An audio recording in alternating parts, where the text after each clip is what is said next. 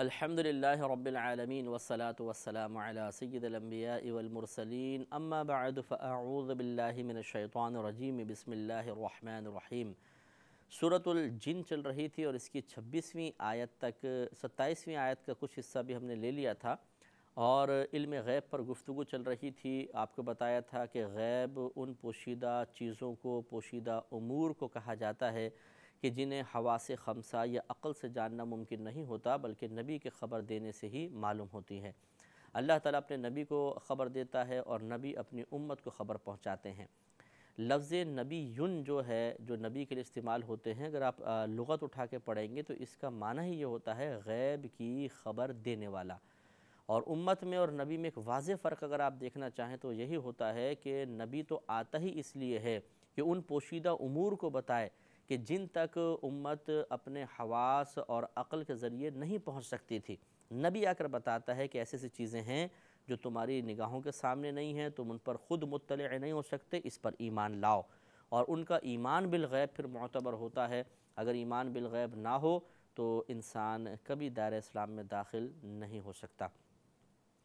تو علم غیب پر گفتگو چل رہی تھی کہ اگر انبیاء علیہم السلام کے لیے علوم غیبیہ ثابت کیے جائیں تو یہ کوئی کفر و شرک نہیں ہوگا، بشرطے کہ صحیح قیودات کے ساتھ ہوں کہ اللہ تبارک و تعالیٰ کا علم غیب ہم جیسے کہ آپ نے دیکھا ہوگا، پہلے بھی ہم نے گفتگو کی تھی کہ علم ایک صفت ہے، اللہ تعالیٰ کی صفت ہے۔ اللہ تعالیٰ کی تمام صفات 4 خوبیوں سے ضرور متصف ہوتی ہیں، جس میں سے 2 بڑی یہ ہیں کہ اللہ تعالیٰ کا علم ذاتی ہے۔ مثال کے طور پہ علم کو ہم لے لیتے ہیں کہ وصف کو کہ اللہ کا علم ذاتی ہے اور لا محدود ہے، اس کی کوئی حد نہیں ہے۔ تو ان 2 فرقوں کی وجہ سے اگر ہم نبیوں کے لیے آیات قرآنیہ اور احادیث کریمہ کی روشنی میں علم غیب ثابت بھی کرتے ہیں تو کبھی کفر و شرک ثابت نہیں ہو سکتا، کیونکہ انبیاء علیہ السلام کا علم عطائی ہے، ذاتی نہیں، اور ان کا علم اللہ کے مقابلے میں محدود ہوتا ہے۔ یہ الگ بات ہے کہ آپ کی میری رسائی اس کی حد تک نہیں ہو پاتی، اس لیے ہم یہی کہتے ہیں کہ جی نبی کا علم تو لا محدود ہے، لیکن یہ ہمارے محاورے کے اعتبار سے ہے، حقیقت کے اعتبار سے نہیں ہے۔ حقیقتاً اللہ تعالیٰ کے علم کے مقابلے میں کوئی بھی نبی ہوں، جیسے ہمارے نبی کریم صلی اللہ علیہ وسلم ہیں، تو آپ کے علوم کی کوئی نہ کوئی انتہا تو ہوگی۔ اللہ تعالیٰ کا علم لامحدود ہوتا ہے، اس کا حد اور شمار ممکن نہیں ہے۔ تو ہمارے نبی کریم صلی اللہ علیہ وسلم کو اللہ نے علوم غیبیہ کی دولت سے مالا مال فرمایا، اس کا انکار کوئی بھی نہیں کر سکتا۔ وجہ فرق کے ساتھ کفر و شرک کا شائبہ بھی نہیں ہو سکتا۔ اور تمام ہمارے سننے والے یہ بات یاد رکھیں کہ نبی کریم صلی اللہ علیہ وسلم کو علوم غیبیہ بتدریج عطا کیے گئے۔ یہ نہیں کہ ایک ساتھ تمام علوم دے دیے گئے، بلکہ بتدریج، آہستہ آہستہ آہستہ آہستہ آہستہ، یہاں تک کہ جب نبی کریم صلی اللہ علیہ وسلم نے دنیا سے پردہ فرمایا تو جو کچھ ہو چکا تھا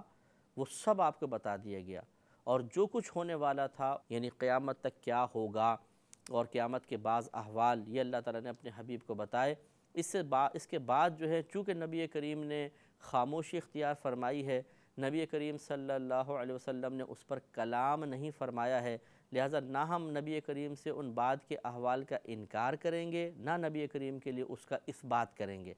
لہٰذا جب یہ ثابت ہوا کہ نبی کریم کو بتدریج اللہ تعالیٰ نے علوم غیبیہ کی دولت سے مالا مال فرمایا، تو آپ کی درمیانی زندگی میں کسی واقعے کو اٹھا کر یہ کہنا کہ اگر نبی کریم کے پاس علم غیب ہوتا تو بتاؤ یہاں یہ چیز بتائی کیوں نہیں تھی؟ کیونکہ ہم تو زندگی کے آخری جو حصہ ہے اس کا اعتبار کرتے ہوئے کہیں گے کہ جو کچھ ہو چکا تھا وہ آپ نے ارشاد فرمایا۔ اس کو بالکل یہ سمجھ لیں جیسے کوئی ایک استاد اسکول کا وزٹ کرے، ایک کلاس میں داخل ہو، ابھی بچے ایک مثلا 10 منتھس ہیں، 10 مہینے ہیں، جو پورا پیریڈ کلاس کا ایک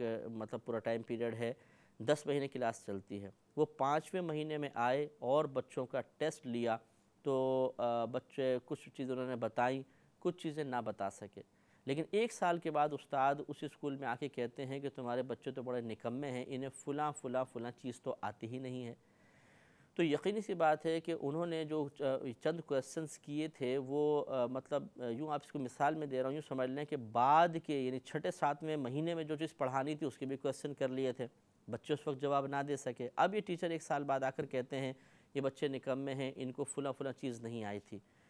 تو یقینی سی بات ہے، یا نہیں آتی ہے، ان کو اگر آتی ہوتی تو بتاتے، اور اب بھی یہ ایسی کورے ہیں۔ یہ غلط ہے کہنا، کیونکہ جو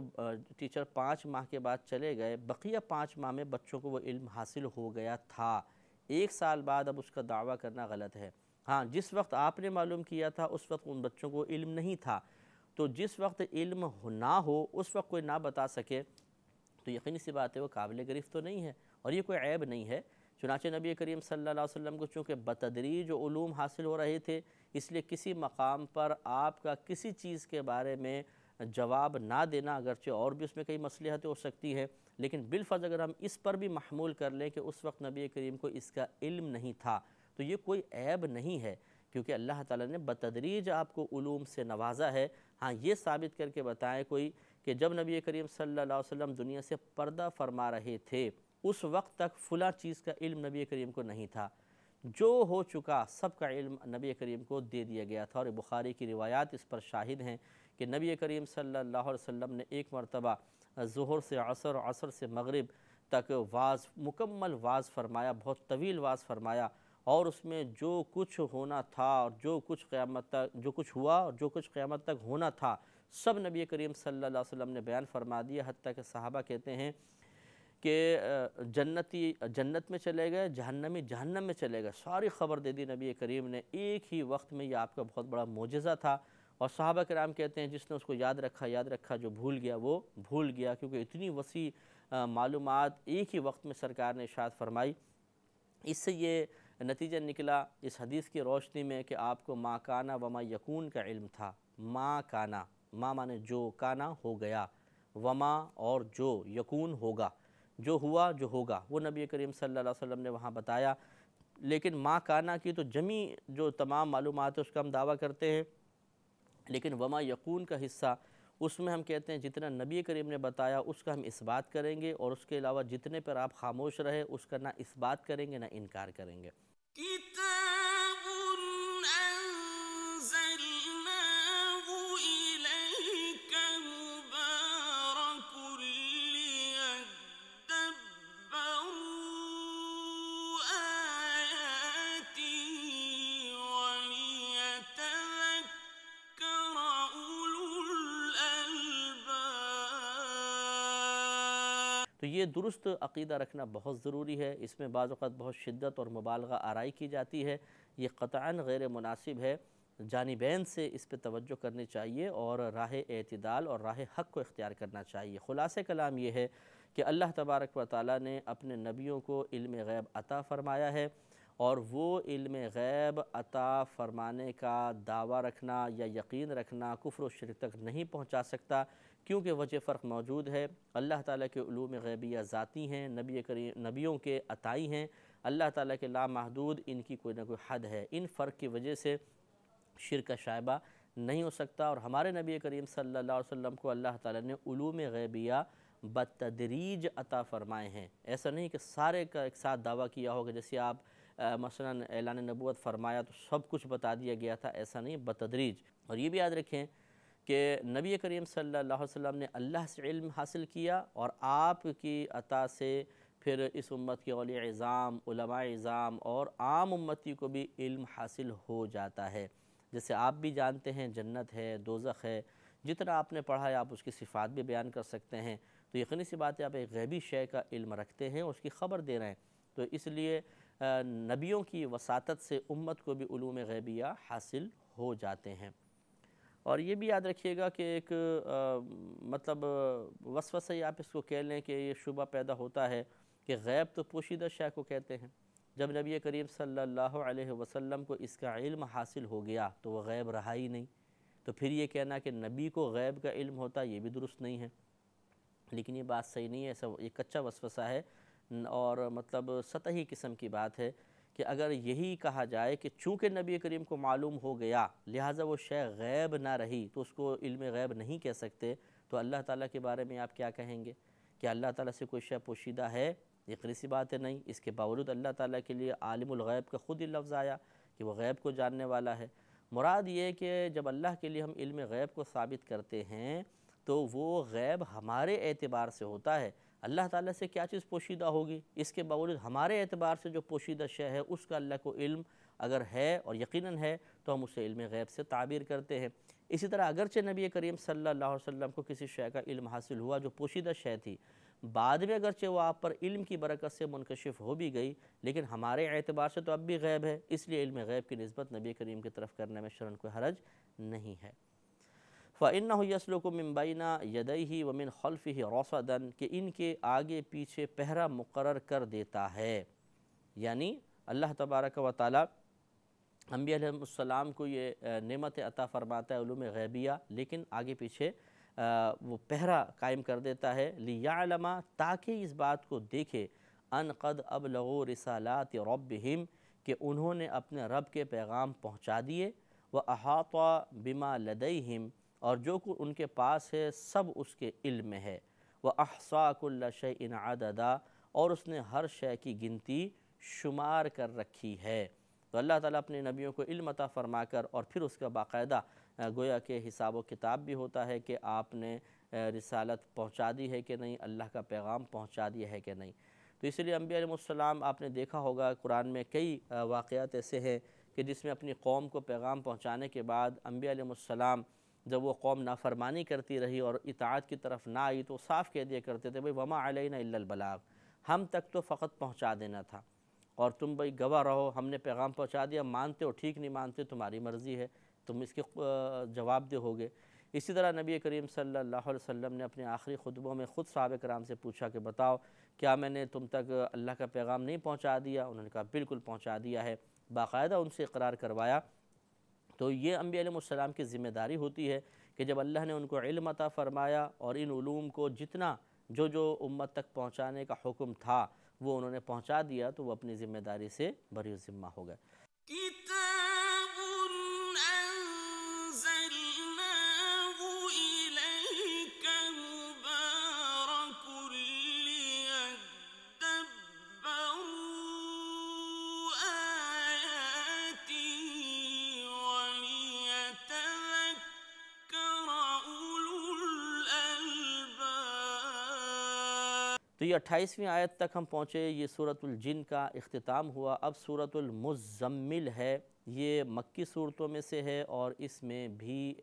20 آیات ہیں۔ آج اس کا بھی آغاز کرتے ہیں، بسم اللہ الرحمن الرحیم، یا ایہا المزمل، اے چادر اوڑھنے والے۔ یہ آپ کو ایک محبت اور پیار سے خطاب کیا گیا۔ اس کی کئی وجوہات بیان کی گئی ہیں کہ یا تو جب نبی کریم صلی اللہ علیہ وسلم پر ابتداءً وحی نازل ہوتی تھی تو آپ کو شدید سردی سی محسوس ہوتی تھی اور کچھ خوف سا محسوس ہوتا تھا تو آپ چادر میں لپٹ جایا کرتے تھے گھر آ کر، تو آپ کو یہ خطاب کیا گیا، اللہ کی طرف سے یہ تھا، اس طرح بلایا گیا اے چادر اوڑھنے والے۔ اور کبھی ایسا ہوتا تھا کہ آپ چادر لے کے چونکہ آرام فرماتے تھے تو عام نارمل حالت میں چادر اوڑھی ہوئی ہے تو اس طرح یا ایھا المزمل، اے چادر اوڑھنے والے، آپ کی اس حالت کو مطلب سمجھنے سامنے رکھ کر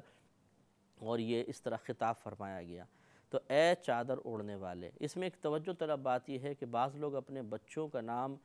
یہی رکھتے ہیں مزمل، لیکن زے کی تشدید کو چھوڑ دیتے ہیں، مزمل، زے کو بغیر تشدید کے پڑھتے ہیں، حالانکہ یہاں 2 زے ہیں، مزمل، مزمل، میم بھی 2 ہیں، زے بھی 2 ہیں، تو پڑھتے ہیں مزمل، ایک زے پڑھتے ہیں ایک ختم کر دیتے ہیں، یہ بالکل غلط ہے، اس سے لفظ خراب ہو جائے گا، غلط ہوگا، یہ مناسب نہیں ہوگا۔ اگر یہ نام رکھیں تو پھر زے کو ذرا وقف کر کے پڑھیں، مزمل، مزمل۔ اسی طرح آگے آئے گا مدثر، اس میں بھی دال پہ تشدید ہے، اسے بھی مدثر کہتے ہیں، مدثر بھی نہیں کہتے، دثر، فے کے ایک زیر کے ساتھ ہے، مدثر نہیں کہتے، مدثر، ایک تو سے پہ زبر بنا دیتے ہیں پھر دال کی تشدید ختم کر دیتے ہیں، یہ غلط ہے، مدثر۔ اگر یہ ادائیگی میں دقت پیدا ہو تو دوسرے نام رکھ لیجئے، کوئی بات نہیں، لیکن اگر یہی نام رکھنا مقصود ہے تو پھر صحیح تلفظ ادا کرنا چاہیے، کیونکہ قرآن کا لفظ اس کو بگاڑنا نہیں چاہیے۔ یا ایھا المزمل، اے چادر اوڑھنے والے، قم اللیل الا قلیلا، آپ رات میں قیام فرمائیے، الا قلیلا، مگر تھوڑی رات، یعنی کچھ رات آپ ٹھہر جائیں، باقی رات میں قیام فرمائیں۔ کتنا ٹھہر جائیں اس کی مزید وضاحت فرمائی کہ نصفہ او انقص منہ قلیلا، آدھی رات یا اس سے کچھ کم کیجئے، یعنی آدھی رات تک آپ قیام فرمائیں یا اس سے کم قیام فرمائیں، او زد علیہ یا اس پر کچھ بڑھا لیجئے، یعنی آدھی رات سے کچھ کم یا آدھی رات سے کچھ زیادہ۔ تو یہ پہلے جو یعنی ابتدائی اسلام میں کہا جاتا ہے کہ صحابہ کرام علیہم رضوان پر بھی اور خود نبی کریم صلی اللہ علیہ وسلم پر تہجد کی نماز کے بارے میں کلام ہے کہ یہ آپ پر واجب یا فرض تھی، بعضوں نے کہا فرض تھی اور باقاعدہ ادا کی جاتی تھی، لیکن بعد میں پھر اسی آگے انشاءاللہ آیت آئے گی کہ جس سے اس رات کے قیام کی فرضیت یا اس کا وجوب منسوخ ہو گیا۔ استحباب اب بھی باقی ہے، مستحب ہے کہ رات میں اٹھ کر آپ عبادت کر سکتے ہیں۔ وَرَتِّلِ الْقُرْآنَ تَرْتِيلًا، اور قرآن کو خوب ٹھہر ٹھہر کر پڑھیے، ترتیل کے ساتھ پڑھیے۔ ترتیل کا مطلب ہوتا ہے نرمی سے، آرام سے، واضح طور پر اور رعایت قواعد تجوید کرتے ہوئے قرآن کو پڑھنا، یعنی تجوید کے قاعدوں کی رعایت کر کے پڑھنا۔ تجوید کا مطلب ہوتا ہے کہ عربی کے حروف منہ کے خاص حصوں سے نکالے جاتے ہیں خاص صفات کے ساتھ۔ اسی جو منہ کے حصے ہیں جہاں سے وہ حرف نکلتا ہے اسے مخرج کہتے ہیں، جس کی جمع مخارج ہیں۔ تو درست مخارج کے ساتھ کلمات عرب کو ادا کرنا، یعنی کلمات قرآن کو ادا کرنا ضروری ہوتا ہے، ورنہ معانی بدل جایا کرتے ہیں۔ تو گویا کہ آپ سے ارشاد فرمایا جا رہا ہے کہ آپ قرآن کو ٹھہر ٹھہر کر اور تجوید کے ساتھ ادا فرمائیے۔ اب تجوید تو یقینی سی بات ہے، نبی کریم صلی اللہ علیہ وسلم تو اہل لسان تھے، عربی اللسان ہے، تو تجوید آپ کو اس کی تلقین کرنا یہ کیوں ضروری ہوا؟ تو یہ یقینی سی بات ہے تعلیم امت کے لیے ہے کہ یہ قرآن نے اجمیوں کے اندر بھی پہنچنا تھا، غیر عرب میں پہنچنا تھا، اور غیر عرب یقینی سی بات ہے جب تک عربی تلفظ نہیں سیکھیں گے قرآن پاک کو تجوید سے پڑھ نہیں سکتے۔ تو اس سے بعض علماء نے تجوید کے سیکھنے کے وجوب کی طرف اشارہ کیا ہے کہ تجوید سیکھنا واجب ہے، کیونکہ قرآن کو پھر ترتیل سے کیسے پڑھیں گے جب تک تجوید نہیں آئے گی۔ لہٰذا عربی حروف منہ کے کس کس حصے سے اور کن کن صفات کے ساتھ نکلیں گے، یہ سیکھنا بہت ضروری ہے۔ اللہ تعالی ہمیں بھی توفیق عطا فرمائے۔ وآخر دعوانا ان الحمد للہ رب العالمین۔